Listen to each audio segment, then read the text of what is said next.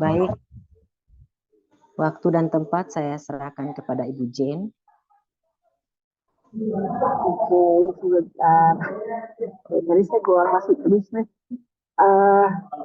Mohon maaf, suara saya bisa didengar dengan baik. Jelas, jelas, Bu. Oke. Shalom semuanya. Mohon maaf saya masuknya juga terlambat. Terima kasih sebelumnya juga kalau saya diberi kesempatan lagi untuk sharing di home Serpong ya kalau nggak salah. Home Nusantara 5, Kak. Kenapa? Home Nusantara 5. Oh, sorry. Oh ya.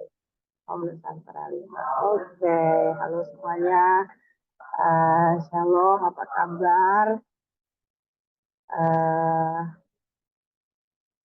Nggak perlu perkenalan lagi kayaknya ya. Nanti setelah saya sharing mungkin kita boleh bincang-bincang lebih dekat lagi ya. Oke. Malam hari ini saya diberi tema dari waktu pertama murid menghubungi saya tentang 1 bulan ini bahas tentang berdampak gitu ya. Sebenarnya temanya agak kompleks ya. Berdampak itu dampaknya negatif atau positif, dampak untuk kita atau dampak untuk orang lain gitu ya. Tapi ya saya mau coba mengambil sisi lain tentang berdampak gitu ya. Sebagai seorang Kristen tuh layaknya kita berdampak seperti apa. Oke. Kalau kita benar-benar mempercayai bahwa Allah yang kita sembah adalah Allah yang hidup, Allah yang nyata, maha hadir, maka keyakinan tersebut pasti akan terpancar nyata dalam hidup. Bisa dilihat dan dirasakan oleh orang di sekitar kita. Sejujurnya ada orang-orang yang bingung, bahkan mungkin frustasi, baik orang di luar gereja maupun orang di dalam gereja ketika melihat orang Kristen yang mungkin aktif dalam pekerjaan Tuhan, kegiatan pelayanan, apakah dia seorang jemaat yang rajin ke gereja, apakah dia seorang aktivis atau lebih lagi sebagai rohaniawan atau pendeta yang mungkin kehidupannya tidak memancarkan atau tidak membuktikan bahwa Allah yang disembahnya ada di dalam hidupnya. Kehidupan mereka tidak memancarkan bahwa Allah itu hidup, Allah itu nyata dan hadir dalam hidup mereka. Orang yang melihat bisa menjadi bingung dan bertanya-tanya, sebenarnya Tuhan macam apa yang dimiliki orang tersebut, ya orang Kristen tersebut, sehingga keyakinan yang dimilikinya tidak berdampak. Kesannya sama aja seperti orang yang seperti orang-orang agama lain pada umumnya, atau bahkan mungkin hidupnya nggak lebih baik dari orang yang tidak beragama. Ya, emang ada orang-orang yang tidak bingung, khususnya orang di luar gereja, dan bisa berkata, masa bodoh dah, itu kan bukan urusan aku, gitu ya, yang cuek, gitu kan. Apalagi ketika mereka punya asumsi atau memiliki keyakinan dan memandang agama Kristen itu sesat, gitu misalnya ya. Agama Kristen itu salah. Jadi akhirnya mereka malah senang kalau lihat realitas bahwa ada orang Kristen yang tidak menghadirkan Tuhan di dalam hidupnya. Mereka bisa memiliki semacam verifikasi atau penegasan, pembuktian bahwa memang Allahnya orang Kristen itu salah.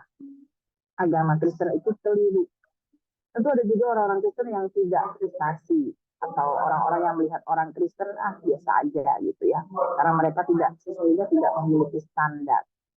Kalaupun mereka menghormati mereka aktivis atau orang Kristen yang pergi rajin ke gereja, penghargaannya itu didasarkan hanya dari penilaian aktivitas kegiatan gerejanya semata. Tapi orang-orang Kristen yang belajar untuk hidup benar, sungguh-sungguh mencari Tuhan dan mau hidup berkenan di hadapan Tuhan, mereka pastinya bertanya-tanya, gitu ya. Apa yang dapat kuteladani, apa yang dapat kuperoleh dari orang-orang yang mestinya menjadi teladan, memancarkan kemuliaan Allah, mestinya memancarkan kehadiran Tuhan. Sampai akhirnya ada orang-orang yang melihat, orang Kristen yang ke gereja, orang Kristen yang melayani itu kosong gitu ya. Ya saya agak senang. Nah, Apalagi kalau ada orang Kristen khususnya gitu, anak-anak yang papanya atau mamanya aktif di gereja seperti pendeta atau gembala sidang gitu ya. Kefrustasian tersebut bisa dihentikan dengan hidup sembarangan. Makanya nggak heran kalau ada anak aktivis, anak pendeta gitu ya, mengkonsumsi narkoba, hidup dalam pergaulan bebas dan lain sebagainya. Hal itu karena mereka tidak tergarami oleh orang tuanya, walaupun mereka melihat bahwa orang tuanya ini hidup aktif melayani dan menjadi seorang rohaniawan. Sesungguhnya bagi para rohaniawan tersebut, bagi para pendeta, gembala, aktivis gereja itu harusnya mengerti ada harga yang harus dibayar dan harganya itu sangat mahal sekali. Kita harus sangat-sangat menjaga kehidupan agar tidak menjadi batu sandungan khususnya bagi keluarga dan anak-anak.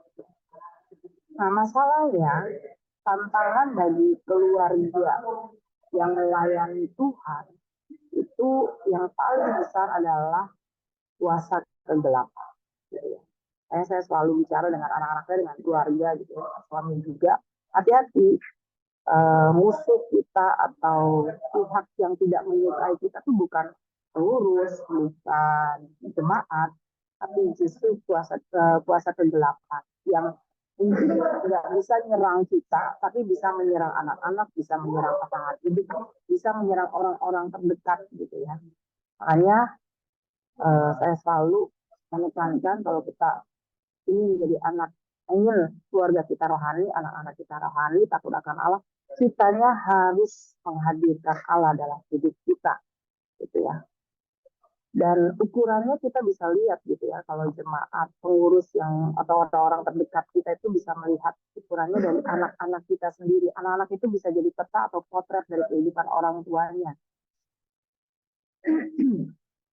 Seperti misalnya bulan ya, bulan itu kan sebenarnya nggak punya, tidak memiliki cahaya. Kalau kita lihat bulan bercahaya itu sebenarnya bulan sedang memancarkan terang yang diterima dari matahari. Jadi kalau seseorang yang benar-benar berinteraksi dengan Allah, maka dia akan memancarkan terang Allah, bukan terangnya sendiri gitu ya. Nah, sebaliknya kalau ada manusia yang serupa dengan dunia ini, akan memancarkan warna dunia. Dari penampilannya, dari sikapnya, perkataannya, apa yang dikenakannya, gaya hidupnya, dan perilakunya sehari-hari. Seperti firman Tuhan yang mengatakan dalam Roma 12 ayat yang kedua, supaya kita tidak serupa dengan dunia ini. Sebaliknya kita harus serupa dengan Allah. Ya, memiliki pikiran perasaan Kristus. Mungkin dulu kita serupa dengan dunia, kita mewarisi dan menyerap spirit dunia yang terekspresi dari perilaku kita. Nah, intermezzo sedikit, kalau kita lihat ada obat-obatan yang kalau dikonsumsi, obat-obatan tersebut tidak menyembuhkan, tapi bahkan bisa berdampak negatif untuk pasien yang mengkonsumsi obat tersebut. Sebetulnya obatnya bukan obat palsu, tapi hanya dikurangi dosisnya. Nah ini kalau dikurangi dosisnya bukan hanya saja bisa berakibat tidak berefek atau tidak menghasilkan kesembuhan, tapi justru efeknya akan menjadi negatif bagi pasien yang mengkonsumsi obat yang dikurangi dosisnya tersebut. Nah, kuasa kegelapan dalam kelicikan dan kecerdasannya mengupayakan bagaimana kebenaran firman Tuhan yang bisa menyembuhkan jiwa kita itu, bisa menyelamatkan jiwa kita itu, bisa menguduskan kita itu dikurangi dosisnya, ya, bukan dipalsukan, tapi dikurangi dosisnya, gitu ya. Dan itu usaha yang dilakukan oleh kuasa kegelapan selama bertahun-tahun bahkan berabad-abad. Banyak orang Kristen khususnya tidak menyadari selain dosis dari kebenaran yang dikurangi, standar kesehatan rohani yang dikurangi, standar keselamatan yang dikurangi, standar hidup kesucian anak-anak Allah juga direduksi dan dikurangi. Padahal di dalam kedaulatannya Allah menghendaki agar orang percaya itu dengar-dengaran, patuh, taat segenap ya. Karena firman Tuhan mengatakan dalam Matius 22 ayat 37 sampai 39. Kasihilah Tuhan Allahmu dengan segenap hati, segenap jiwa, segenap akal budi dan segenap kekuatan. Bukan 90% ya. bukan 99%, melainkan 100%. Kalau kurang dari 100% namanya bukan segenap. Ya, kita bisa katakan mungkin cuma sebagian, walaupun itu sebagian besar, tetap aja itu cuma sebagian, bukan segenap. Ya. Nah, hal ini sejajar dengan apa yang dikatakan Matius 6 ayat 24. Kamu tidak dapat mengabdi kepada dua tuan. Kalau begitu harus salah satu, ya. Tidak bisa satu mendapatkan porsi 80%, sementara yang lain hanya 20%. Atau yang satu mendapat bagian 99%, yang lain hanya 1%. Berarti kita masih mengabdi kepada dua tuan, ya. Tuhan menghendaki hanya satu-satunya, ya. Kita hanya melayani Tuhan segenap, gitu. Enggak separuh, enggak seperempat, apalagi hanya 1/10, gitu ya. Nah, makanya kalau mau sempurna itu nggak bisa setengah-setengah. Ya, seperti Tuhan Yesus waktu ada seorang pemimpin yang bertanya, gimana sih supaya bisa mencapai kehidupan yang sempurna itu? Tuhan bilang, jual seluruh harta milikmu gitu ya, bagikan ke orang miskin. Segenap, Tuhan nggak mau setengah-setengah gitu ya. Jangan sampai dia ikut Tuhan tapi hatinya masih terikat dengan kekayaan gitu ya. Jadi kalau kita mau memiliki kehidupan yang sempurna seperti yang Bapak kehendaki, berarti kita harus mempersembahkan segala sesuatu kepada Tuhan sesuai porsi yang Tuhan kehendaki, yaitu segenap. Nah, karena kesalahan ini maka kata sempurna menjadi tidak lagi sakral, karena bisa ditawar. Sempurna artinya lulus, teleios, artinya penuh, lulus, lengkap, dan menang. Memenuhi standar atau tujuan itu artinya perfect atau sempurna. Dengarkan kata perfect, banyak orang menganggap itu mustahil, lalu seakan-akan bisa direduksi. Setiap usia rohani ada standarnya, gitu ya. Oh, kalau masih sekian tahun mengikut Tuhan, masih sekian tahun jadi Kristen mah masih cincai lah, gitu ya. Jadi dikunci dengan pernyataan bahwa kalau masih hidup di bumi ini nggak mungkin lah jadi sempurna. Yang sempurna itu nanti di surga, makanya kita jadi bodoh. Ya, banyak orang Kristen yang berpikir seperti itu. Nggak mungkin jadi sempurna. Nah, untuk bisa maksimal berdampak, gitu ya, berdampak jadi orang Kristen yang berdampak, yang menghadirkan Tuhan dalam hidupnya, kuncinya tadi saya katakan di dalam Matius 22 ayat 37 tadi, mengasihi Tuhan dengan segenap, nggak bisa setengah, nggak bisa seperempat, apalagi hanya 1/10, gitu ya. Kalau kita ngasih 1/10, udah pasti aman, Tuhan mengasihi, nggak bisa, ya. Tuhan katakan di dalam kita baca dulu ya, Matius 22 ayat 37 sampai 39.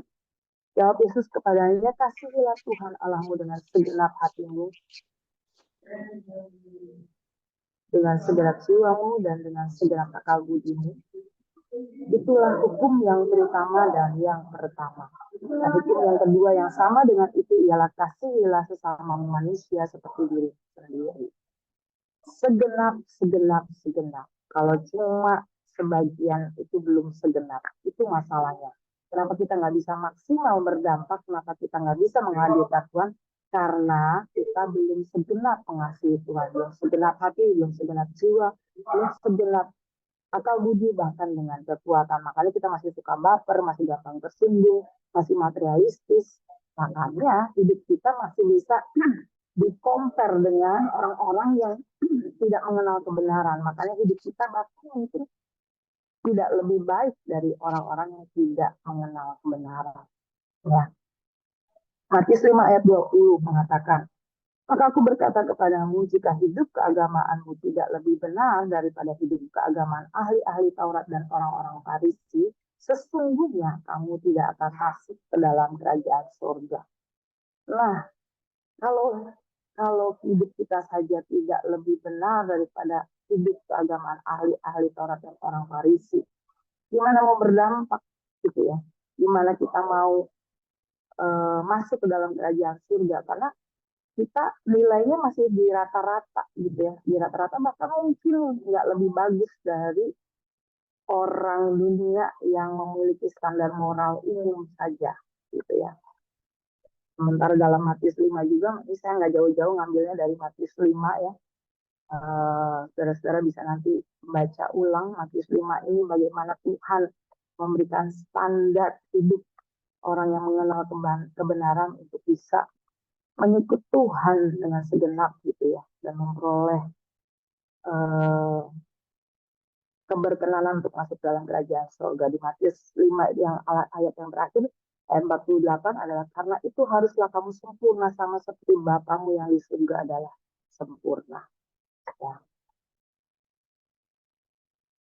Jadi di ayat yang lain juga dalam Yakobus 4 ayat 17 dikatakan jika seorang tahu bagaimana ia harus berbuat baik tetapi ia tidak melakukannya, ia berdosa gitu ya.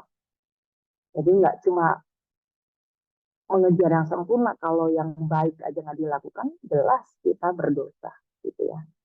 Nah masalahnya kita tuh sukanya nawar, nggak mungkin lah bisa sempurna gitu ya, nggak mungkin lah kita bisa seperti apa yang Tuhan kehendaki.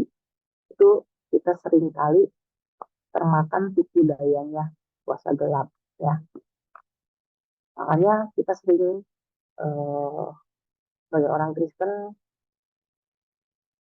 bertindak hanya sesuai dengan apa yang menurut kita baik gitu ya.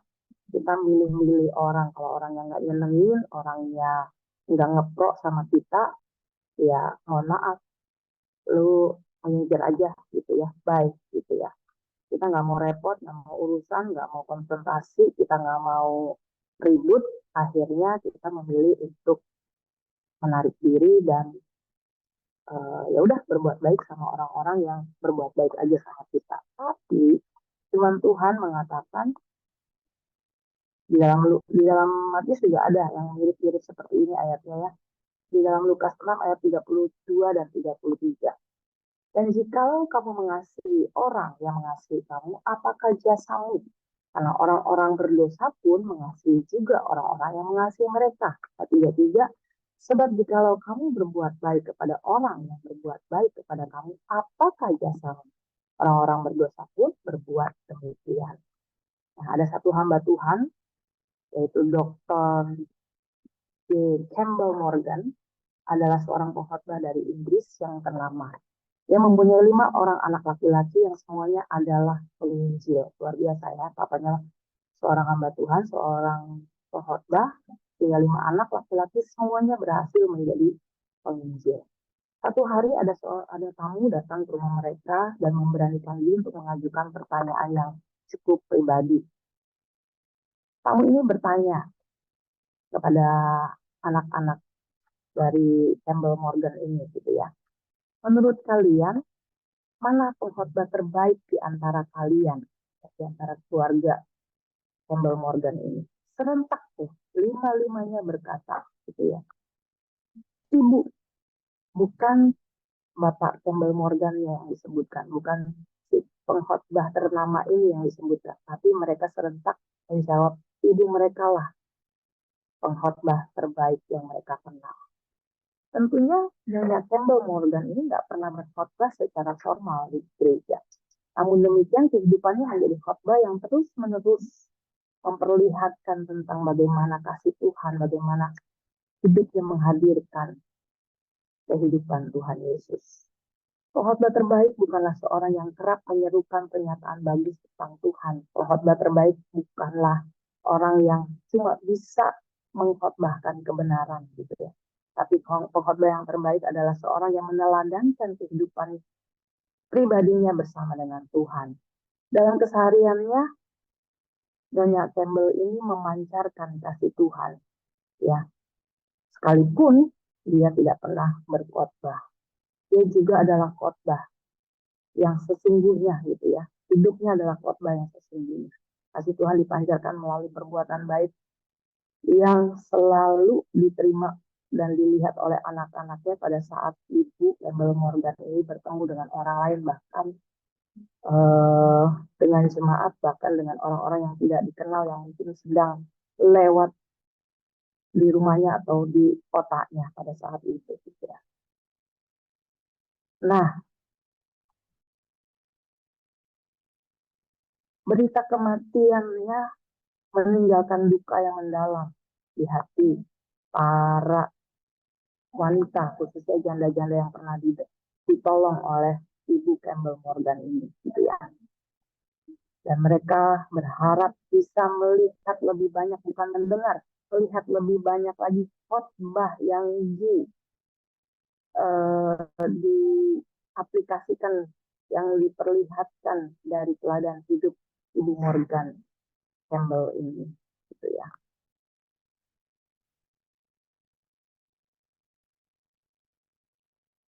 Nah, peristiwa ini juga akhirnya betul-betul membuat orang-orang yang dilayani oleh keluarga Campbell Morgan ini semakin mengenal dan ingin belajar banyak gitu ya tentang kekristenan, bagaimana hidup menghadirkan Kristus justru melalui kehidupan Nyonya Campbell Morgan ini ya. Nah, sekarang bagi kita gitu ya, kuncinya untuk bisa berdampak maksimal bagi sesama kita. Nggak cukup sekedar belajar Alkitab, datang ke ibadah suara kebenaran, mendengarkan khotbah atau video khotbah, menyaksikan YouTube gitu ya, ibadah-ibadah dengan khotbah-khotbah yang luar biasa.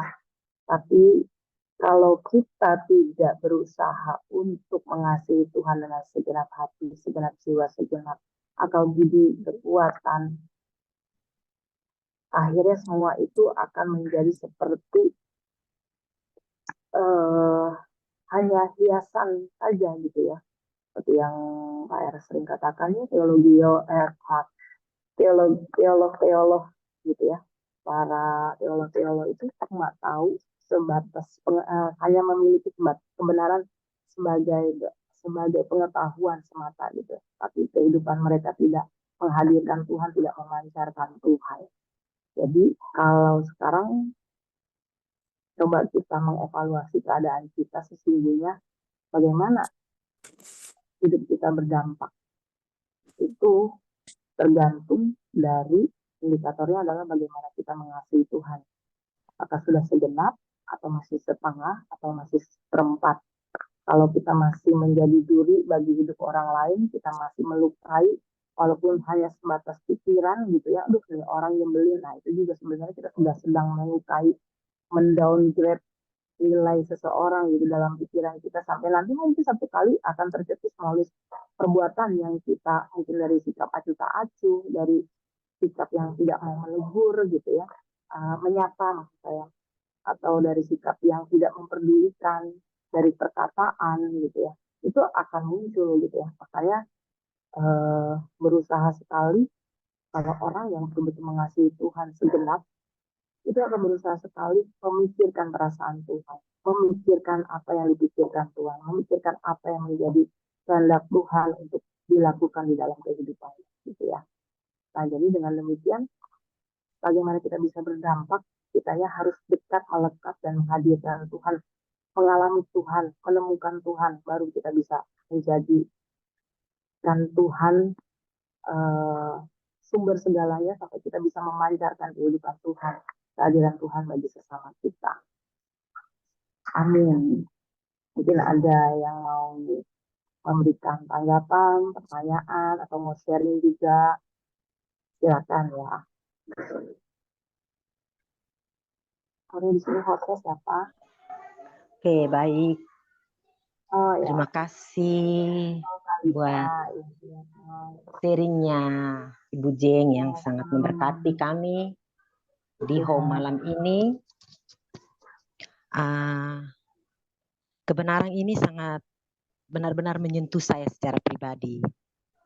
Di mana saya juga sudah berkeluarga, punya 3 orang anak. Tadi materi yang disampaikan oleh Ibu Jeng, ada satu kata yang begitu melekat di hati saya adalah bagaimana kehidupan kita itu menggarami orang lain. secara khusus dalam keluarga, anak-anak. Dan yang kedua, kunci untuk kita berdampak itu tidak cukup kita belajar kebenaran, mengikuti kegiatan-kegiatan rohani dan lain sebagainya, tetapi bagaimana kita itu mengasihi Tuhan dengan segenap. Itu yang bisa membawa sebuah perubahan bagi orang lain. Kalau tidak, itu sebagai semua yang kita lakukan itu seperti sebuah hiasan. Saya mau berbagi sedikit tentang apa yang disampaikan oleh Ibu Jeng. Itu benar-benar sebagai sebuah pelajaran yang berharga, di mana saya bisa sebagai seorang ibu rumah tangga, sebagai seorang istri, saya bisa mengevaluasi diri saya. Berbicara tentang berdampak ini adalah hal yang tidak mudah, karena tadi berbicara tentang harga yang harus dibayar, karena itu harus dimulai dari pribadi saya sebagai seorang ibu, sebagai seorang istri, secara khusus dalam rumah tangga saya. Karena saya belajar bahwa kebenaran ini, kalau kita belajar hanya sebagai sebuah pengetahuan, itu tidak bisa mengubah. Tetapi kalau yang tadi Ibu Jen sampaikan, kalau kita benar-benar mau hidupi, benar-benar untuk kita mau menggarami orang lain, adalah kita harus memperagakan kehidupan Kristus. Memang itu tidak mudah. Nah, seringkali banyak yang meleset dalam kehidupan saya secara pribadi itu. Kadang saya tidak sadari dan tidak mengenali ini. Ketika saya berpikir bahwa apa yang saya lakukan itu sudah baik menurut saya, tetapi belum tentu itu baik menurut Tuhan.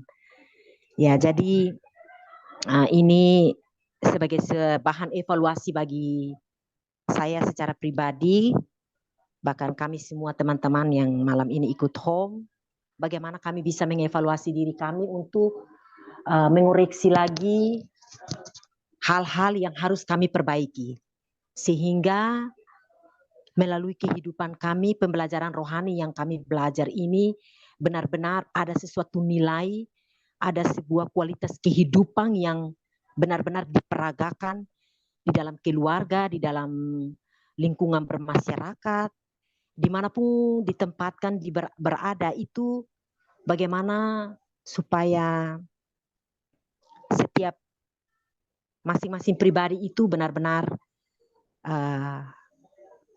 memperagakan kehidupan Kristus, menggarami orang lain. Jadi saya merasa bahwa banyak hal yang masih gagal, Bu. Jadi banyak hal yang masih gagal, yang terus berjuang sampai pada tingkat ini, ya belajar terus untuk mau melakukan apa yang Tuhan ajarkan. Karena di bagian ini yang tadi Ibu Jen sampaikan, bahwa kalau ketika kita tidak hidup di dalam tidak hidup dengan segenap, kita tidak mempersembahkan segenap hidup kita kepada Tuhan, berarti kita mengabdi kepada dua Tuhan. Jadi mungkin selama ini saya merasa bahwa apa yang saya jalani hari-hari ini mungkin dalam secara kasat mata manusia, penilaian manusia itu mungkin sudah baik, tetapi kembali melihat kembali pada kebenaran, dikoreksi kembali dengan kebenaran yang ada, berbicara tentang standar sempurna ini masih banyak yang harus terus diperbaiki. Mungkin masih banyak yang belum lulus dan belum memenuhi standar. Terima kasih Ibu Jen buat sharingnya malam ini.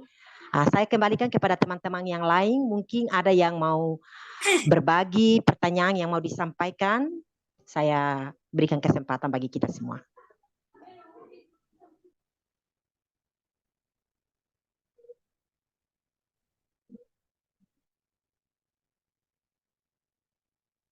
Ya, silakan ya teman-teman. Tadi saya mau tambahin mau sedikit merespon Kak Lita ya.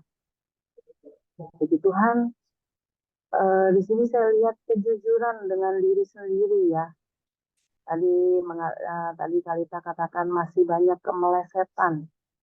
Ada orang yang merasa dirinya baik-baik aja, iya tahu belum sempurna tapi nggak jujur gitu ya. Kalau sesungguhnya masih mendapati banyak kemelesetan dalam diri.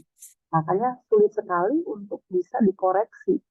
Tapi saya lihat dengan pernyataan dari Kalita tadi, Apa ya terbusok dengan pada rendah hati, dengan kejujuran gitu ya, eh, mengakui bahwa masih banyak kemelesetan dan bersedia untuk dikoreksi dengan standar kebenaran yang sudah diterima. tadi pada kayak badangak malah kotor.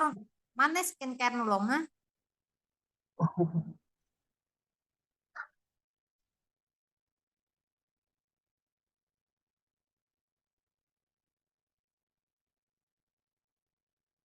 Oke, silakan mungkin yang lain mau menanggapi.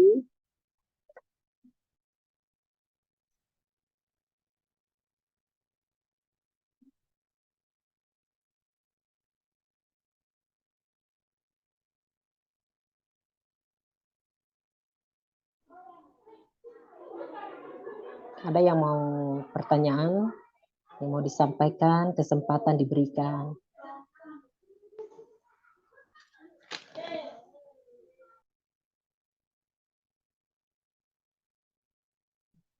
Kak Kristina mungkin.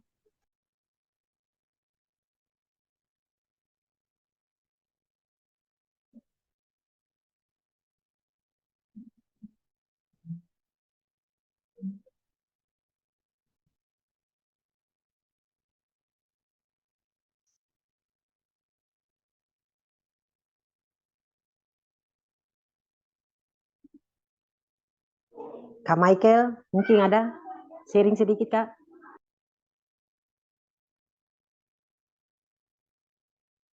Shalom, Kalau salam kenal Kak Jane. salam kenal, Kak Michael. Mungkin aku hanya mau tanya Kak ya. Selama ini kan aku lihat Kak Jane jadi worship leader ya. Jadi mungkin aku mau tanya lebih dekat gitu. Ya, silakan. Sebagai worship leader kan dilihat banyak orang ya, dilihat banyak jemaat gitu. Gimana pengalamannya Kak? Merasa orang yang di depan, merasa apakah saya harus lebih berdampak gitu buat orang-orang di sekitar. Gimana Kak? Pengalamannya mungkin bisa di-sharing gitu. Terima kasih. Iya ya. Sejujurnya saya nggak pernah membayangkan, bahkan saya nggak pernah punya cita-cita sampai ada di titik ini, gitu ya. Bahkan dulu tuh saya mungkin punya trauma masa kecil yang kalau disuruh nyanyi ke depan itu, aduh, kalau orang Manado bilang totopore gitu ya. Takut, gemetar, jantung tuh rasanya udah ngegelinding jauh gitu kan. Jadi awalnya saya diminta untuk jadi worship leader itu, memang sebelum-sebelumnya saya pelayanan jadi asisten guru sekolah minggu gitu ya. Asisten guru sekolah minggu tuh nggak tampil di depan, paling nemenin anak ke toilet gitu ya. Bantuin masukin uang persembahan gitu ya. Ya, bantuin bukain Alkitab, nggak maju ke depan. Sampai akhirnya mulai jadi singer di ibadah remaja, ibadah ketiga. Terus satu kali saya diminta untuk pimpin pujian 1 2 lagu di ibadah ucapan syukur gitu. Nah itu mulai gara-garanya jadi worship leader gitu ya. Sampai akhirnya mulailah di pemuda jadi worship leader sampai singernya lama gitu. Jadi singernya cukup lama di ibadah umum di Perdata waktu itu. Sampai saya menikah pun juga saya masih jadi singer. Nah, tahun 2007 itu ada salah seorang worship leader yang sudah akhirnya naik menjadi pembicara. Jadwalnya bentrok. Jadi yang menyusun jadwal pembicara dengan yang menyusun jadwal untuk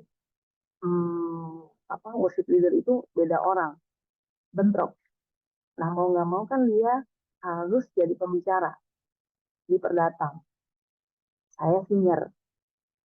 Nah, pembicaranya ini menghubunginya ke saya gitu ya. Boleh nggak minta tolong karena memang teman di seminari dulunya gitu ya. Boleh nggak kamu gantiin saya jadi worship leader? Saya bukan salah jadwal. Saya nggak perhatiin jadwal. Kalau hari ini saya worship leader juga, pembicara juga gitu. Kayaknya nggak mungkin banget kalau dua-duanya harus saya yang tampil gitu kan. Aduh, bos saya tahu juga tim musiknya waktu itu senior semua. Atau di sini ada yang kenal nggak? Om Aloy, almarhum ya. Itu timnya tuh tim paling senior di Rehoboth ya. Rasanya, aduh, saya pikir kalau misalnya pemusik yang mungkin yang seangkatan masih enak. Ini bapak-bapak semua senior, ya bukan senior cuma secara skill aja, betul-betul senior gitu ya. Orang-orang sudah matang, udah tua gitu ya. Jadi saya takut banget dan sementara Om Aloy itu kalau bilang jelek tuh di depan muka kita tapi bilang jelek. Aduh Tuhan, rasanya saya bilang di situ sih tapi titik di mana saya betul-betul mempertaruhkan pelayanan itu bukan dari awal saya pertama kali jadi worship leader beneran di ibadah raya itu saya sudah menaruh pelayanan itu bukan untuk mencari nilai diri. Kalau Tuhan kasih kesempatan itu bukan kebetulan gitu. Saya nggak mau mempersalahkan situasi walaupun saya hari itu cuma jadi ban serep.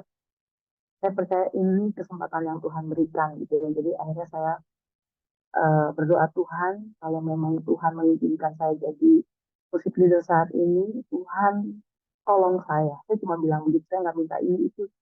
Lagunya juga bukan saya nggak latihan gitu ya karena yang memilih kan worship leader yang sudah latihan yang calon pembicara itu. Jadi hari itu saya betul-betul menikmati pimpinan Tuhan walaupun dengkul gemetar gitu ya. Nggak banyak berkata-kata, saya cuma hari kita angkat pujian, angkat hati Bapak Ibu, cuma ulang kata-kata dari lagu-lagu itu gitu.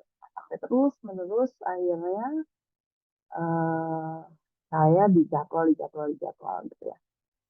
Nah, kalau tadi pertanyaannya bagaimana perasaannya di depan banyak orang, dilihat banyak orang, adakah mungkin terpacu untuk lebih berdampak gitu ya. Saya pribadi sejujurnya tidak berusaha untuk jadi berdampak gitu ya, sejujurnya. Tapi dengan kondisi betul dilihat orang banyak, saya mau nggak mau harus menjaga hidup saya gitu ya. Dulu saya masih ingat banget waktu anak saya masih kecil-kecil dulu tuh suka belanja bulanan gitu ya. Belanja bulanan, saya kalau ngomelin anak lumayan galak karena saya juga punya background yang cukup keras dari orang tua saya. Jadi anak tuh agak sering gitu ya, agak sering kalau marahin. Jadi kalau anak minta sesuatu, kalau mau dibawa ya saya ajak ke satu tempat itu saya selalu bilang kita nggak jajan apa-apa ya. Kamu ikut ini karena nggak ada yang jaga di rumah. Jadi ikut mama, jangan minta apa-apa. Nah, dan saya membiasakan anak saya walaupun waktu itu masih kecil ya, mungkin baru masuk ke SD yang paling besar itu dari apa ya 2007-2008 itu masih kecil. eh Kalau mau beli apa-apa, saya bilang kumpulin uangnya dulu. Entah nanti uangnya dikasih opungnya, entah uangnya dikasih dari saya, itu kumpulin dulu. Kamu mau beli apa, itu dikumpulin. Jadi jangan cuma minta sama mama. Gitu. Jadi kumpulin, nabung, apa yang kamu mau, itu kamu dari hasil uang kamu sendiri. Nanti kalau nggak cukup, baru mama. Dan itu pun juga harus mama lihat dulu, berguna apa enggak. Nah, dari kondisi-kondisi seperti itu, saya menjaga hidup, supaya, bukan cuma supaya hidup saya baik gitu karena saya pelayanan, tapi juga akhirnya secara tidak langsung orang melihat gitu ya. Kenapa saya harus menjaga hidup? Karena saya pikir waktu saya tampil di depan itu saya nggak cuma bisa nggak cukup hanya bernyanyi, membawakan pujian gitu kan. Tapi setiap kata-kata yang saya ucapkan, saya lantunkan melalui pujian itu betul-betul disertai Tuhan, diurapi Tuhan. Kata-kata pujian itu betul-betul sudah saya hidupi gitu ya. Nggak sekedar cuma syair, nyanyian. Nah, satu kali pernah saya waktu pergi sama anak saya ngerengek minta mainan. Kurang lebih sebenarnya selisihnya cuma sedikit gitu ya. Saya bilang karena memang kondisinya mainan itu perlu nggak perlu gitu ya. Saya bilang nggak usah beli sekarang, 2 bulan lagi ya. Saya bilang kamu bisa beli mainan ini, mungkin malah kalau 2 bulan lagi kamu dapat diskon. Saya bilang gitu. Oh dia ngerengek-ngerengek, oh saya agak ngebentak. Pas lagi ngebentak anak saya udah mulai agak mau nangis gitu. Bilang, bisa diam nggak? Kamu nggak beli mainan ini, kamu nggak berdarah-darah. Aduh galak banget. Waktu itu ya anak saya mungkin baru 7 tahun atau 8 tahun gitu. Stop ya, nggak keluar air mata saya bilang. Waktu saya lagi begitu, tiba-tiba ada jemaat tekuk saya, Bu Jen, apa kabar? Kenapa anaknya? Gitu. Aduh itu saya langsung blank, nggak tahu mau ngomong apa gitu ya. Nah akhirnya eh, disitulah saya kayak ditegur Tuhan untuk selalu menjaga sikap dimanapun gitu ya. Akhirnya mulai sejak itu saya betul-betul termotivasi untuk oh ya bukan cuma supaya pelayanan saya disertai Tuhan, tapi memang hidup saya harus berdampak. Gimana saya bisa bisa belajar, bisa mengajak orang melalui pujian untuk menghormati Tuhan. Kalau saya hidup saya aja juga enggak nggak lebih bijak gitu ya terhadap anak, terhadap orang di sekitar gitu kan. Jangan cuma manis, cuma sopan, cuma santun di mimbar, tapi dimanapun kita harus itu struggle banget ya. Dari yang saya mungkin kalau dulu senang pergi kemana-mana pakai celana pendek gitu ya. Karena dulu saya memang tomboy banget. Kakak saya laki-laki, ada saya laki-laki. Mana-mana cuma pakai celana pendek. Itu suami saya tuh Pak Riko tuh dari yang negornya ganti dong gitu sampai yang akhirnya kamu kalau kalau pergi sama aku tolong ya jangan pakai celana pendek gitu ya dari yang bicara sampai seperti itu sampai akhirnya dia nggak pakai bicara dia langsung siapin baju mau saya pakai ini aja ini lebih cantik ya caranya dia bijaksana sekali gitu yang nggak larang tapi dia siapin baju dan saya kan pasti nggak tega dia udah pilihin baju ya pasti saya pakai baju yang dia pilihin gitu. Nah, dari situ mulailah saya hidup mulai merubah. Bukan apa yang saya senangi, bukan apa yang saya kehendaki, tapi saya berusaha untuk menyenangkan hati Tuhan melalui suami saya, melalui anak saya, melalui orang-orang yang melihat saya gitu.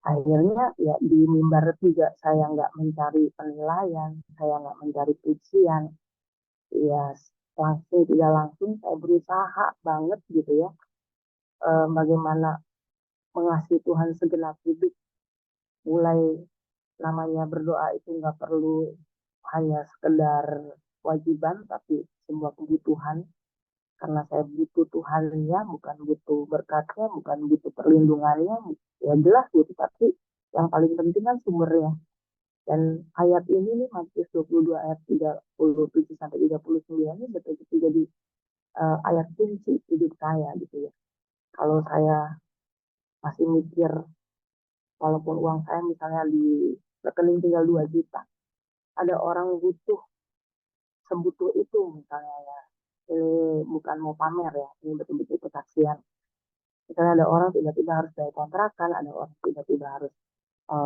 bayar uang sekolah anaknya itu saya nggak mikir dan sejujurnya saya kan bukan orang yang berpenghasilan karena saya nggak kerja saya nggak mikir saya nggak mikir kalau memang Tuhan kasih ya saya langsung transfer saya nggak pakai acara ABCD dan itu pun saya nggak kadang-kadang eh, transfer tanpa kasih tahu orangnya kalau saya udah transfer gitu saya nggak screenshot terus kirim ya ada yang mungkin orangnya ngecek gitu ya baru udah lama baru nggak tahu gimana dia orangnya akhirnya tahu ada juga yang nggak tahu gitu saya pikir Tuhan mengizinkan saya mendengar banyak kebenaran kalau cuma sekedar menampung nanti saya jadi laut hati itu juga jadi patokan saya tapi saya mendengar kebenaran saya mau hidupi kebenaran dan saya mau praktekkan saya mau betul-betul jadi pribadi yang menghadirkan Tuhan gitu dalam hidup saya nggak mau jadi laut hati yang cuma menampung berkat tapi tidak mengalirkan berkat gitu ya jadi apa yang bisa saya lakukan kebenaran yang bisa saya lakukan saya lakukan sebisa mungkin itu dengan demikian ya sejauh ini ya eh, walaupun ya nggak agak mengingkari kalau kadang-kadang saya juga meleset di mimbar, terlalu pede, terlalu apa ya, karena sudah jadi kebiasaan, saya kadang-kadang ngegampangin situasi gitu ya. Ya kadang-kadang meleset, kadang-kadang gagal juga gitu ya di mimbar. Tapi saya percaya di dalam kegagalan saya, di dalam kesalahan saya pun Tuhan menolong dan memberikan pelajaran. Betapa saya tidak bisa hidup tanpa Tuhan. Betapa saya harus bergantung dan mengandalkan Tuhan. Walaupun saya hanya seorang worship leader. Gitu. Jadi secara tidak langsung sebetulnya saya tidak memiliki tujuan supaya hidup saya berdampak, tapi saya belajar menghidupi kebenaran yang pada akhirnya pada saat saya mulai mempelajari dan menghidupi kebenaran itu, hidup saya bisa dilihat orang lain, dan saya berharap sih bisa menjadi dampak yang baik buat orang lain bisa melihat Kristus dalam pribadi saya. Itu kurang lebih ya, jadi panjang banget tuh jawabannya, maaf ya Michael. Wah, terima kasih Kak buat ceritanya yang memberkati, membuat saya juga diberkati, apa ya, diberikan semangat, terdorong ya Kak ya.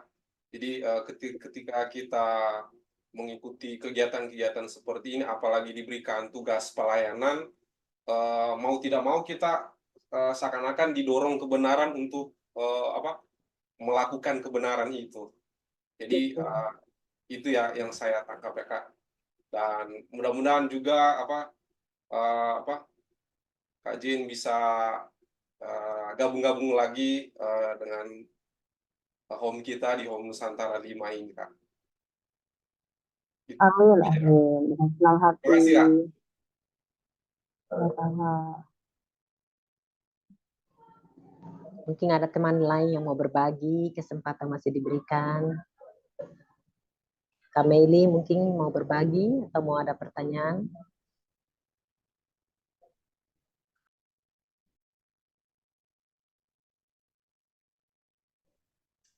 Shalom. Halo. Shalom. Ya, Salam ya. Salam kenal semuanya.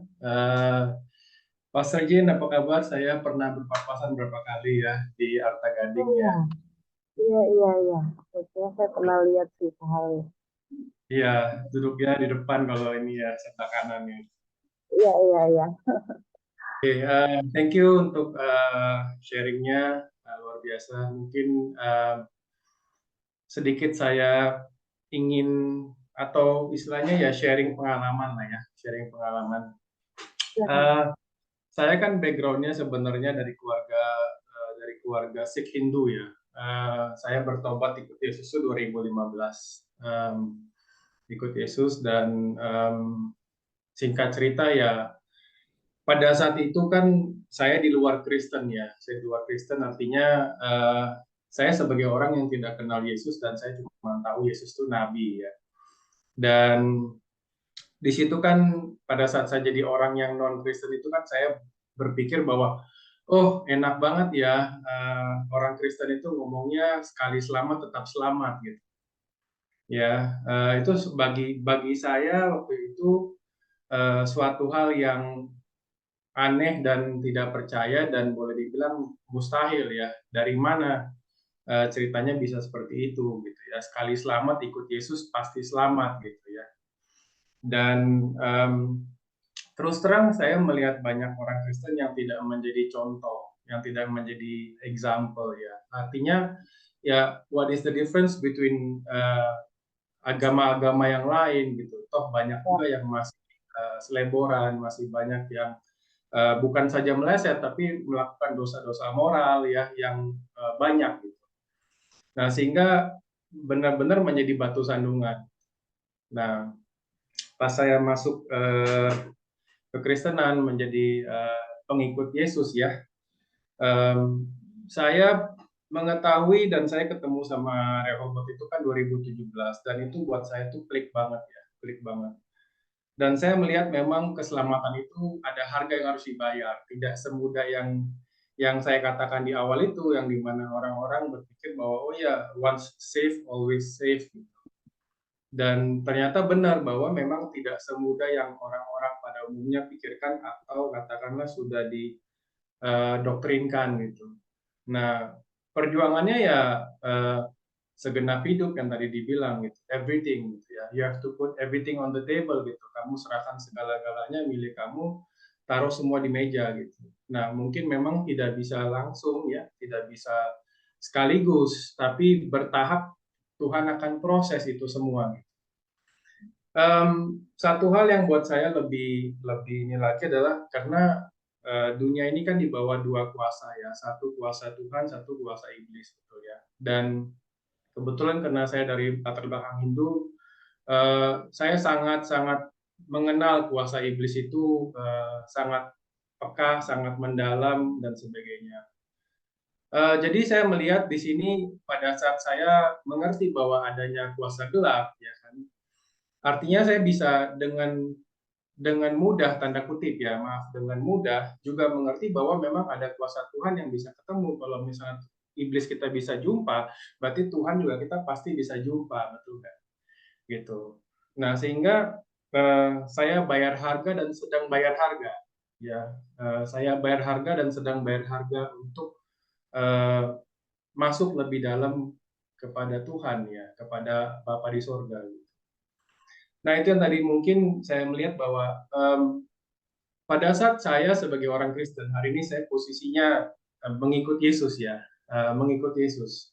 Saya mengingat masa lalu itu, saya bilang bahwa pada saat saya tidak bisa jadi contoh, atau apapun perbuatan saya, sikap saya, mulut saya, omongan saya, gerak-gerik saya itu semua dipantau sama orang. Dan pasti yang diomongin pertama adalah lihat itu orang, rajin ke gereja. Kalau saya bikin salah dikit, yang diungkit adalah apa? Rajin ke gereja tuh orang. Tapi kayak begitu, perbuatannya begitu, sikapnya begitu, tindakannya begitu. Pasti yang diomong pertama adalah itu. Tuh orang luar biasa ke gereja, tiap minggu ke gereja. Ya, tapi yang gara-gara satu salah, pernah dengar kan gara-gara satu nilai setitik habis susu sebelangkah, betul nggak? Nah, sehingga itu semua apapun perbuatan kita itu semua hilang. Dan pasti yang diungkit sama orang di luar itu adalah pasti ini orang ke gereja rajin loh. Gitu. Nah, sehingga bagi saya ini suatu PR yang berat dan harus diingat setiap hari gitu. Makanya pada saat saya ikut Yesus pertama kali, karena saya merasa daging saya itu kotor sekali ya. Saya bisa merasakan daging saya kotor sekali. 2 tahun pertama saya puasa, Pastor Jane. Saya puasa 2 tahun pertama itu 40 hari puasa, berhenti seminggu, 40 hari puasa, berhenti seminggu, 40 hari puasa, berhenti seminggu. 2 tahun pertama saya gila-gilaan puasa. Karena saya merasa memang saya harus bisa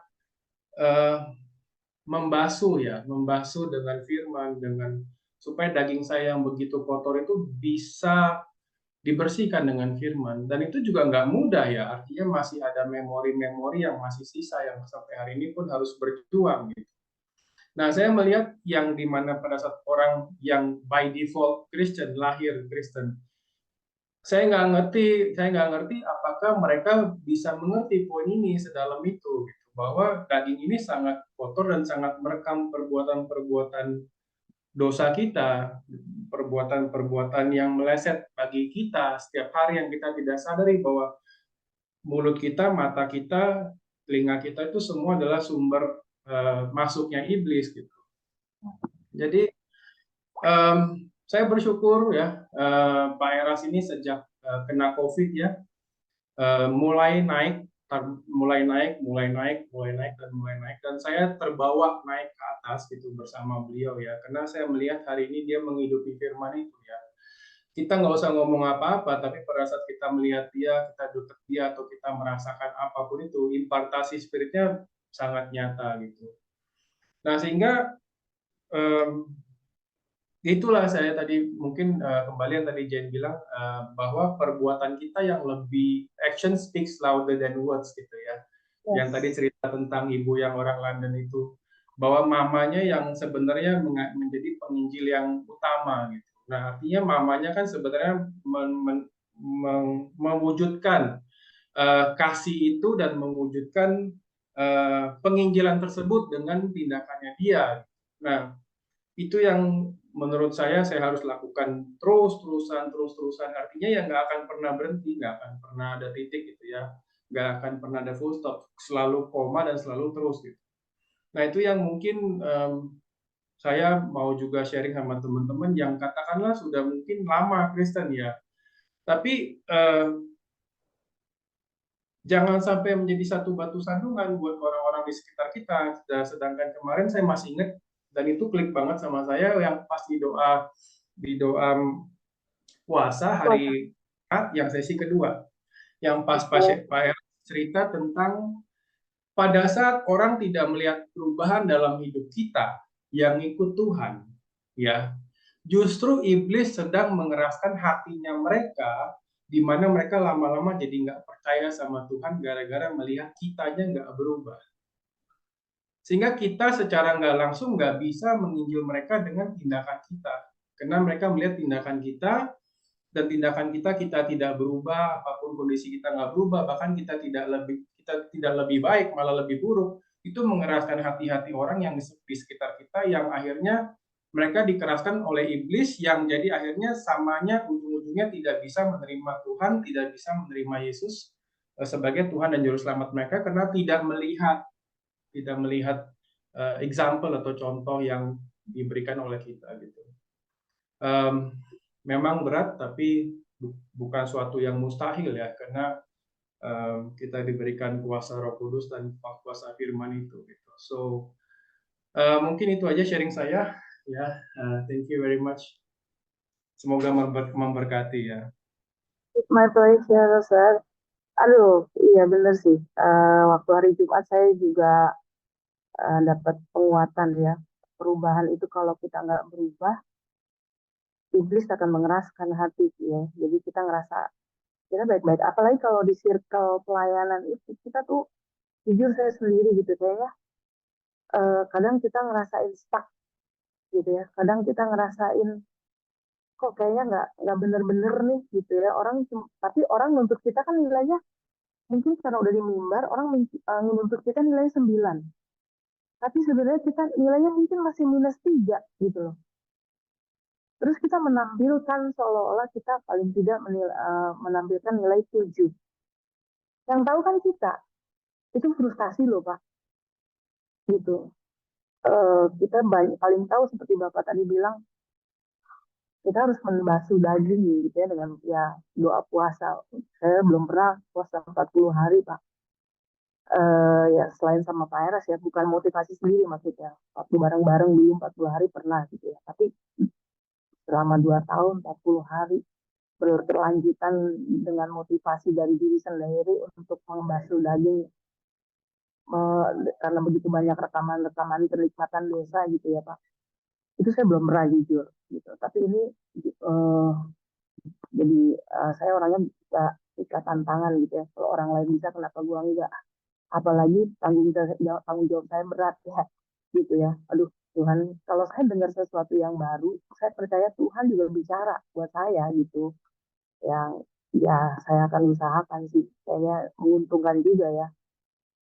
Saya juga istilahnya track record kehidupan saya ini kan background keluarga broken home, terus saya juga dulu waktu masih remaja mengalami pelecehan seksual, itu kepahitan, dendam, kebencian, ya mungkin orang nggak lihat kalau saya tuh punya angkara murka gitu ya, nggak bisa lihat orang jahat sedikit itu saya geram gitu ya, sampai ada di hati saya tuh timbul, saya bunuh orang ini juga saya nggak puas.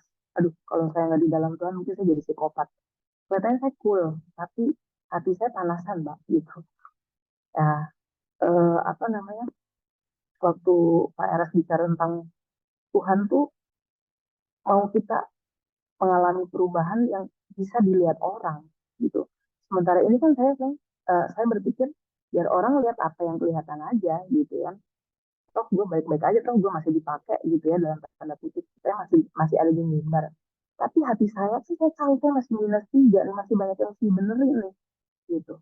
Ya puji Tuhan masih ada nurani masih bicara, belum sampai mengalami serosis rohani gitu ya, belum keras, belum udahlah, nggak stuck, benar-benar stuck gitu. Ya puji Tuhan, dengan Bapak ngomong seperti ini juga memacu untuk kita hancurin kekerasan, minta Tuhan melembutkan ya. Makanya masalah itu juga sebuah sarana dari Tuhan untuk supaya kita ayo ngerapat lagi ke Tuhan gitu. Memang lu dari masalah ini itu lagi digarap bagian ininya nih, digarap bagian yang masih secara tersinggung ya, sepertinya kecil, sepertinya sepele untuk mungkin orang yang sudah biasa ada di mimbar. Tapi tersinggung itu kan berarti kesombongan kecil yang Tuhan juga nggak suka, walaupun itu kecil gitu. Banyak hal yang mesti digarap gitu ya. Makanya saya pikir bahasanya tadi, bahasa Pak Harwir tentang membasuh daging dengan doa puasa, membasuh daging dengan kebenaran firman Tuhan, karena daging kita merekam banyak kenikmatan desa itu. Wah, itu kalimat yang bagus Pak buat saya untuk mulai terus menjalankan perubahan yang supaya orang lain betul-betul nampak gitu ya, orang lain lihat dan menyaksikan bahwa Tuhan yang saya sembah itu merubah saya, membasuh saya dengan firman dan kebenarannya. Terima kasih banyak ya Pak, yang memberkati kita maju terus dalam Tuhan sama-sama. Silakan, ada lagi yang lain.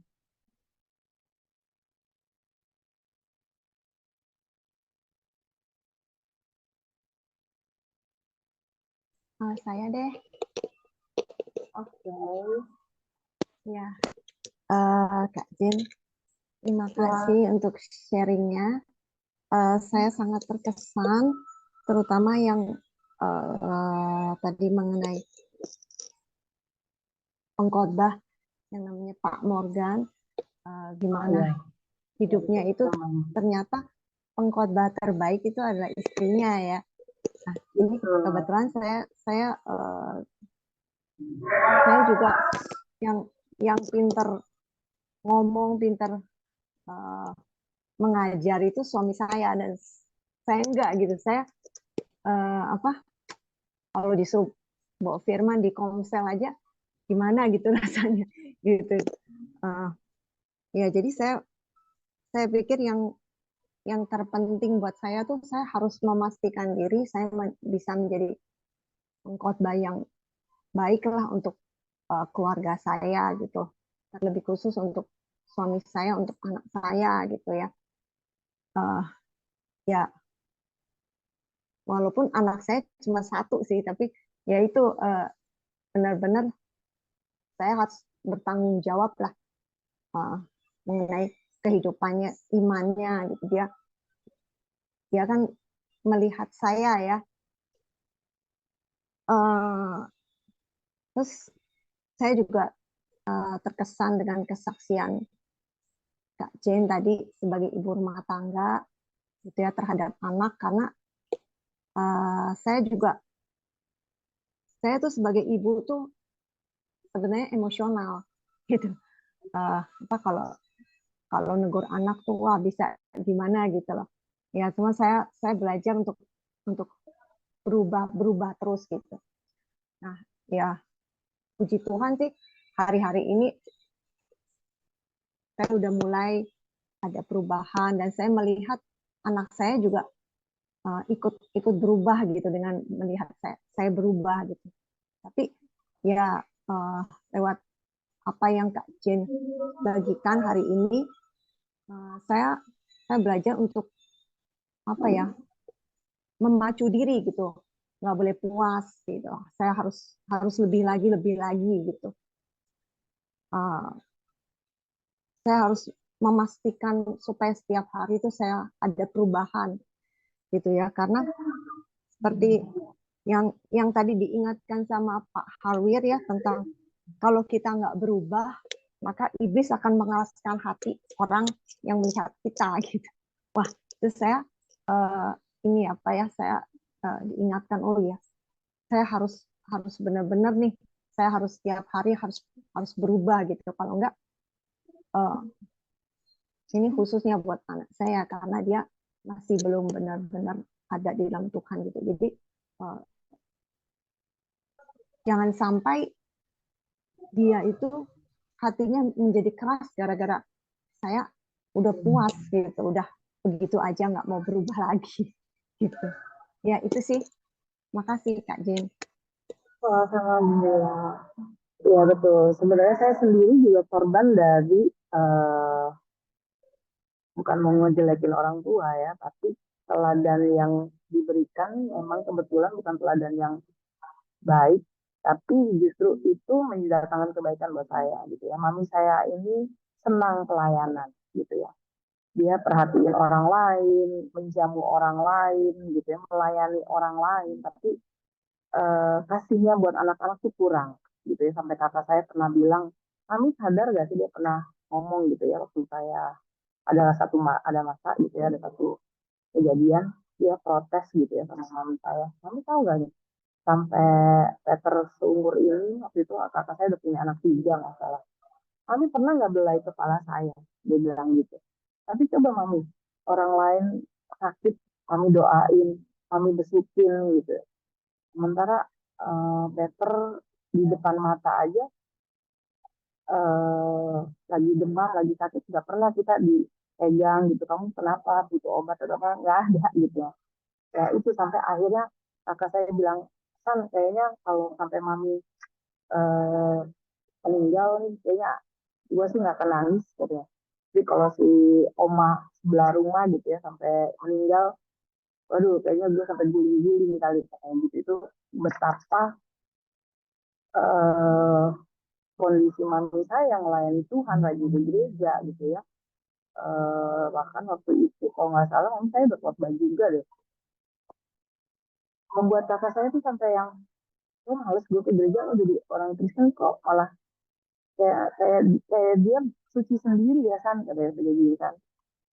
Terus saya waktu itu juga belum bisa bicara apa-apa waktu kakak saya bicara seperti itu. Tapi akhirnya di hari-hari terakhirnya saya bilang sama kakak saya, kita jadi orang Kristen itu patokannya bukan kita jadi pendeta atau jadi hamba Tuhan loh.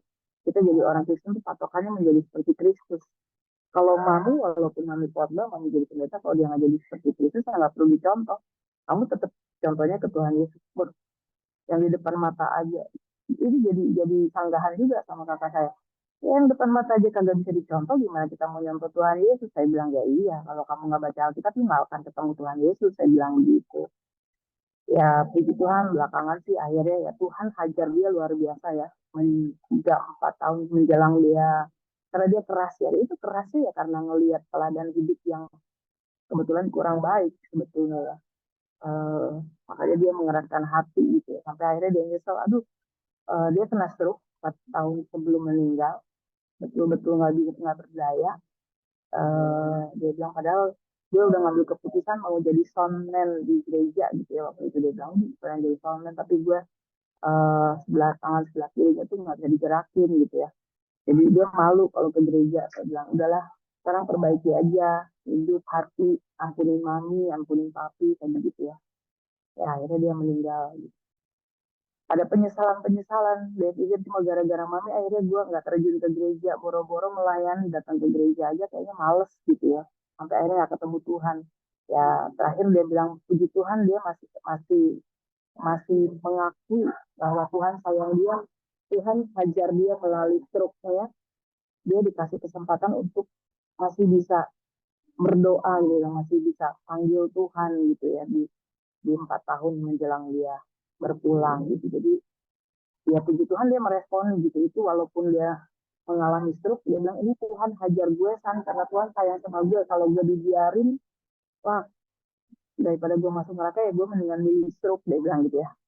Ya itu yang kakak saya dapat. Tapi ya itu betul seperti yang Pak Habir bilang tadi, itu kalau kita nggak ada perubahan, kita merasa benar kayak saya begini nih paling rentan ya, jangan sampai jatuh dalam kesalahan yang sama seperti mami saya lakukan gitu, pelayanan tapi keluarga nggak diperhatikan, sampai akhirnya ada anak yang keras nggak mau datang ke gereja, sampai akhirnya Tuhan hajar langsung gitu ya. Saya percaya sih Tuhan mencintai banyak orang, mencintai orang berdosa gitu ya. Tentu tidak ada satu orang pun yang Tuhan inginkan binasa. Dengan caranya, dengan cara Tuhan, cara sayangnya Tuhan menghajar kakak saya lewat stroke, ya kakak saya boleh boleh kembali ke Tuhan gitu ya. Ya walaupun terbatas dan mungkin enggak ada kesempatan untuk dia betul-betul membalas cinta Tuhan melalui pelayanan gitu, tapi Tuhan masih sediakan jalan untuk dia kembali ke Tuhan gitu. Jadi ya betul, untuk kita orang tua itu betul-betul warisan yang paling berharga adalah bagaimana kita memberikan teladan hidup, pengenalan kita akan Tuhan, memberi dampak melalui perubahan hidup. Kerasnya kita ini harus betul-betul diimbangi dengan kasih Tuhan, kasih Bapa yang unconditional love ya. Saya yang istilahnya punya papi tapi nggak seperti orang nggak punya papi, anak yang mengalami fatherless gitu ya, punya papi, punya mami tapi seperti nggak punya orang tua gitu. Jadi orang-orang yang fatherless ini kan ya kebanyakan kondisinya keras, terus apa namanya defense mechanism yang juga gitu ya, nggak mau dilukai, nggak mau dikecilkan, direndahkan. Nah itu anak-anak yang fatherless itu seperti itu memang. Tapi ya puji Tuhan kita punya kasih Bapa yang melampaui segala kasih yang ada di dunia ini gitu ya. Unconditional love itu, kasih agape itu yang sebetulnya bisa membalut pengulitan kita, bahkan kita bisa mengalirkan kasih Bapa itu kepada orang-orang di sekitar kita, Bu. Dulu saya seperti itu karena saya ketakutan, namanya suami saya pendeta, banyak kan anak-anak pendeta seperti saya katakan tadi, anak aktivis, anak pendeta tuh korban dari orang tua ya, gitu ya, orang tuanya melayani Tuhan tapi keluarganya tidak terselamatkan. Saya takut anak-anak seperti itu, akhirnya saya didik dengan keras gitu. Tapi ya puji Tuhan, belakangan saya menyadari bahwa didikan yang keras ini nggak bisa memagari anak-anak saya dari pengaruh dunia. Betul-betul harus teladan yang terlihat gitu ya. Apa namanya, perbuatan kita itu bicara lebih keras dari perkataan kita. Ya puji Tuhan, sekarang ini anak saya yang besar juga ikut melayani, yang kedua juga masuk ke STT gitu. Itu tanpa kita paksa, tanpa kita dorong-dorong, tanpa kita lakukan kekerasan gitu ya.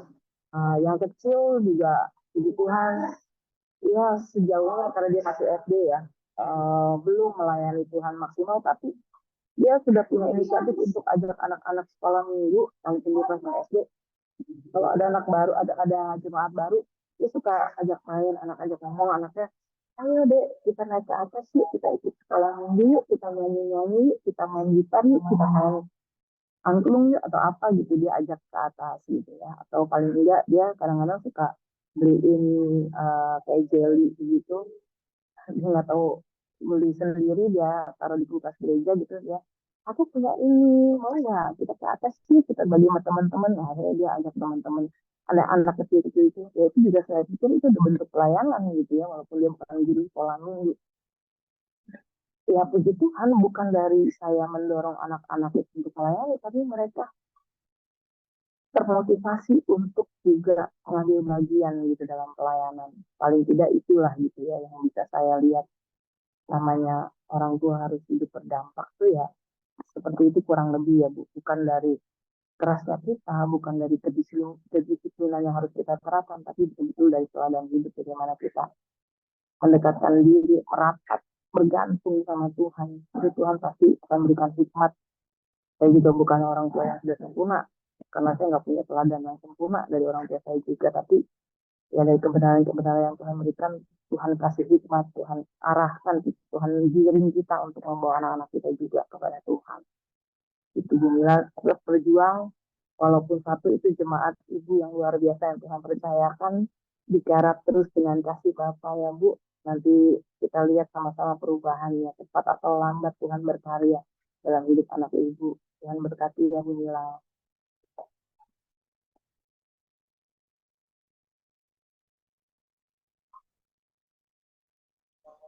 Mungkin ada teman-teman yang lain. Ada mungkin. Iya nih, Sadame. Orang nggak kenal ya. Halo Bugem, ini Bugem saya di Bekasi. Iya nih, dombanya melarikan Lili, tidak ada tanda ngomong. Makin jauh. Ya. Sip, aku sih aman. Ya, Aku nunggu ini aja, nunggu di ajak ke Bekasi lagi. Itu dijemput lah kayaknya. Oke, thank you Gugum, Kak Sandra. Sama-sama.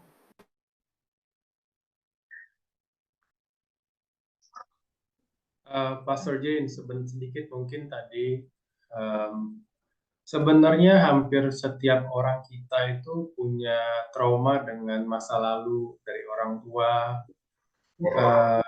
Jadi kita memang tidak pernah bisa melihat seorang sosok mungkin perfect papa atau mama ya, gitu ya.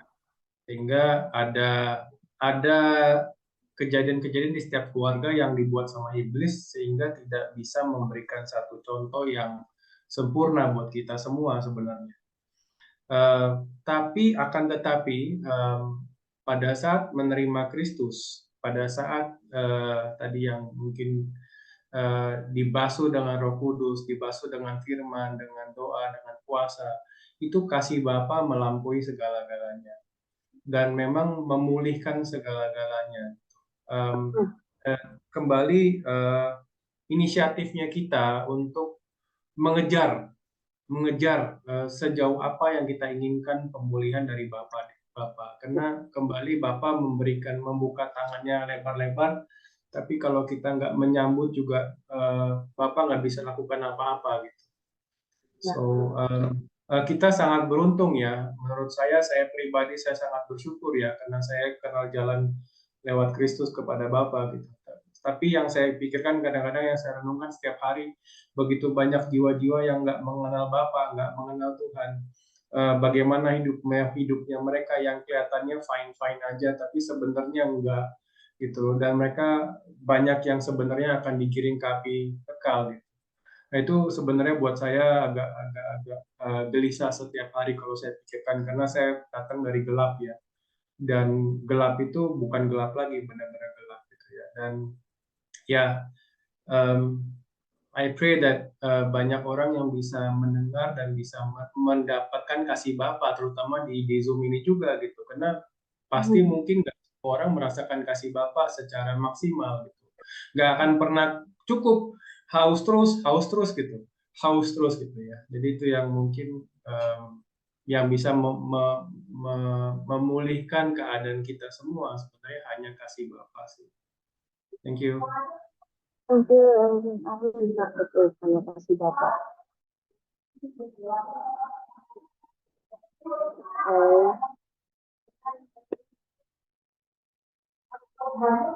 Masih ada yang lain? Ya, silakan. Ya, Bapak. Kok saya di Zoom? Siapa yang nge-Zoom saya nih? Ajen. Terima kasih sharingnya ya. Sangat-sangat memberkati. Ya. Saya jadi kembali diingatkan ya. Bahwa memang kalau dunia ini tuh nggak membuat manusia ini jadi totally jahat ya. Ini kan pengajaran yang nggak kita dapat di luar. Ya tanpa sadar seperti yang tadi Kak Jin bilang, mendidik anak dengan keras gitu. Saya di sini yang teman-teman tahu gitu, betapa kerasnya saya kalau ngomong sama anak, mendidik anak, dan saya sering mencontohkan. Tapi sedihnya orang-orang di luar selalu menghaluskan kita dengan cara jangan keras-keras sama anak, nanti anak jadi pendendam, jangan keras-keras. Kata-kata itu kita sebagai orang tua sering banget diingatkan seperti itu ya. Kesannya seakan-akan itu menghaluskan kita untuk, oh iya kita nggak boleh terlalu keras. Kelihatannya baik, tapi tanpa sadar seperti tadi dibilang, itu mengurangi dosis. Gitu. Kita baru sadar sekarang loh dengan kebenaran yang begini kerasnya kita sampai kayak, ya mungkin kajian tahu lah gitu kan. Mungkin hanya di GSKI pendeta yang bisa dibilang hampir nggak punya hari libur gitu. Apa itu libur gitu? Libur buat kita itu nggak ada. Libur, ya, libur itu apa gitu? Libur buat kita adalah hari Tuhan gitu loh. Itu membuat kita kayak apa kita bisa libur ya? Terutama yang buat jadi yang sini udah jadi orang tua ya, dan yang belum jadi orang tua mengerti nanti bahwa jadi orang tua itu nggak ada hari libur untuk sedikit pun kita nggak mendidik anak kita. Oh segitu kerasnya, oh segitu susah jadi orang tua. Kalau kalian udah mengerti apa yang kita rasakan ya sebagai orang tua, ya itu benar-benar nggak ada benar-benar tuh waktu buat napas sedikit pun. Karena kita ngelihat dunia ini udah sebegitu gilanya. Dan yang sampai kajian masih anak yang SD ya. SD aja sekarang masih kita ketakutan nih. Sampai kapan dia akan mengenal tentang seks? Kapan dia akan mengenal tentang hal yang pembunuhan? Kapan dia bisa mengenal ini dengan benar kalau saya nggak mencontohkan mengajarkan dengan benar? Kalau saya nggak menggarami dia, dunia menggarami dia. Tarik-tarikannya benar-benar tarik-tarikan yang sangat-sangat ekstrim loh dunia makin hari ini. Gitu. Ya, saya berkali-kali contohin anak saya yang dibilang Yahudi lah, Israel lah.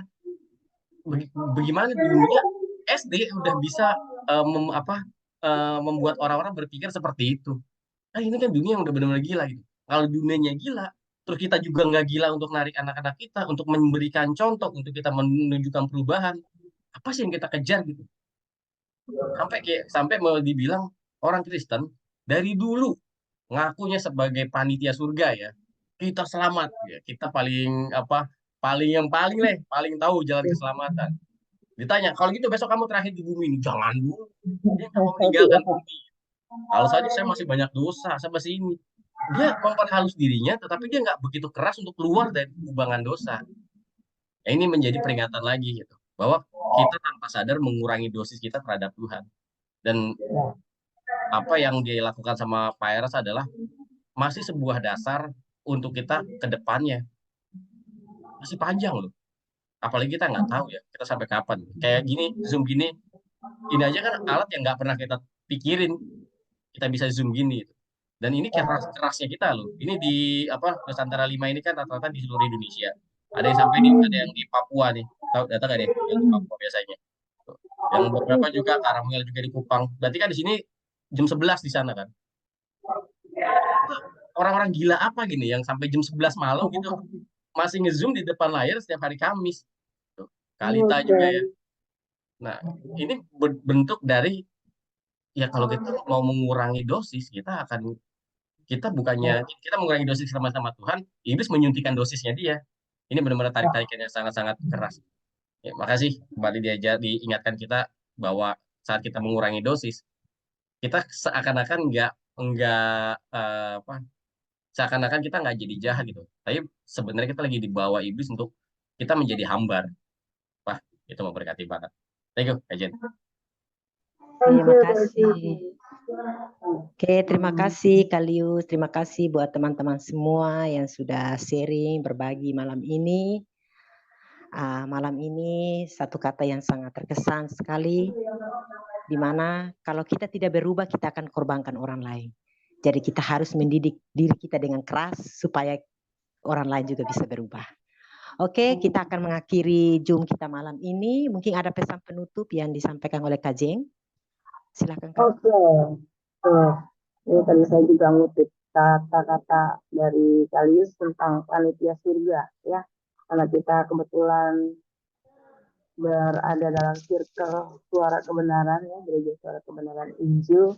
Jangan sampai kita terjebak cuma jadi panitia surga ya. Kalau di bandara itu ground handle ya, orang yang sibuk bantuin passenger untuk naik ke pesawat, tapi dia sendiri nggak pernah naik ke pesawat. Itu hati-hati memang. Betul-betul kita betul-betul harus menghidupi kebenaran, mencintai Tuhan segenap hati, jiwa, dan kekuatan serta akal budi, supaya kita nggak cuma jadi orang yang sibuk melayani Tuhan, tapi kita betul-betul juga orang yang nanti itu terbang gitu ya sampai ke kerajaan surga. Berdampak buat orang juga yang lihat hidup kita ikut naik juga, terbang juga ke kerajaan surga. Gitu ya Kak Rita. Oke, Kak Jem bisa tutup kita dalam doa penutup. Ya. Mari kita berdoa. Saya bersyukur ya Bapa, Engkau sungguh Allah yang hidup, Allah yang layak Tuhan untuk kami sembah. Kami bersyukur untuk karya keselamatanmu bagi setiap kami ya Tuhan. Orang-orang berdosa ini Tuhan. Betapa luar biasa anugerah yang Kau berikan bagi kami. Bapa, kami tidak hanya ingin bersyukur, tapi kami mau sungguh-sungguh Tuhan berjuang untuk masuk ke dalam kerajaan-Mu. Betapa sulit dan beratnya Tuhan kami menghadapi tantangan dunia ini, bahkan diri kami sendiri. Tapi kami yang percaya Tuhan tidak ada yang mustahil bagimu. Mari Roh Kudus sertai langkah hidup kami. Biarlah kebenaran, setiap kebenaran yang kami terima, kami boleh hidupi, menerangi jalan hidup kami menuju rumah Bapa. Sertai Tuhan setiap kami yang ada di dalam Zoom Home Nusantara 5 ini ya Tuhan. Siapapun kami, apapun pekerjaan kami, bagaimanapun masalah yang sedang kami hadapi, Tuhan, Engkau berbicara dan Engkau nyatakan kebenaran-Mu, sehingga kami boleh menjadi saksi-Mu. Hidup kami berdampak ya Tuhan bagi orang lain. Terima kasih Bapa di surga, kami serahkan seluruh keberadaan kami dalam tangan-Mu. Kami mohonkan berkat-Mu Tuhan, berkat dari Allah Bapa, cinta kasih dari Tuhan Yesus Kristus dan penyertaan dari Roh Kudus menyertai setiap kita semua malam hari ini bahkan sampai selama-lamanya. Haleluya. Amin. Amin. Foto. Jangan kabur dulu. Ya. Kenapa dulu Kak Jen? Oke. Oh, Potong. tangannya. Ya, 1, 2, 3. Oke, sip. Thank you semua. Terima kasih semuanya, selamat malam. Tuhan Yesus memberkati. Makasih Kak Jen. Sama-sama. Thank you. Terima kasih Kak Jen. Malam Terima kasih semua, teman-teman. salam. Tuhan berkati.